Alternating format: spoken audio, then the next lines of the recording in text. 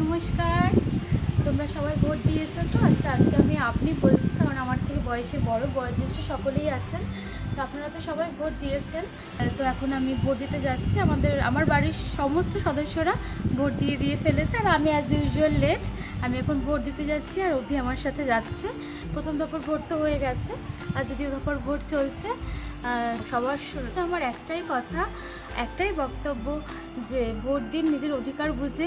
কোনো তর্কা, বিভেদ এবং ঝামেলায় জড়িয়ে পড়বেন না। রাজনৈতিক দল বদলায়, কিন্তু আপন মানুষগুলো কিন্তু একদম নিজেরই থেকে যায়।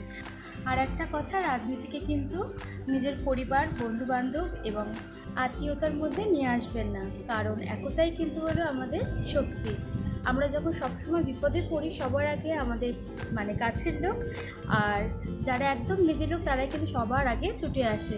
তাই রাজনীতির জায়গায় থাকবে, আর আমরা থাকবো নিজেদের মতো সবাই মিলে একসঙ্গে, একতার সাথে। ভোট দেওয়া কিন্তু শুধুমাত্র আমাদের সাংবিধানিক অধিকার নয়, ভোট দেওয়া কিন্তু আমাদের দায়িত্ব, কর্তব্য, এবং অবশ্যই ভোট দিতে আমরা গর্ববোধ করি। যাদের যাদের ভোটার লিস্টে নাম আছে তারা অবশ্যই ভোট দিতে যাবেন।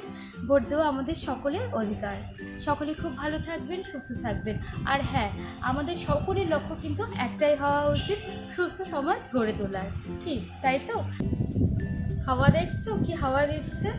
আমাদের এখানকার রাজনৈতিক ওয়েদার যাকে বলে, রাজনৈতিক হাড্ডাহাড্ডি লড়াই আমাদের এখানে। ওয়েস্ট বেঙ্গলের আদার্স জায়গায় কি আমি জানি না, তবে এখানকার রাজনৈতিক পরিবেশ কিন্তু ভীষণ গরম।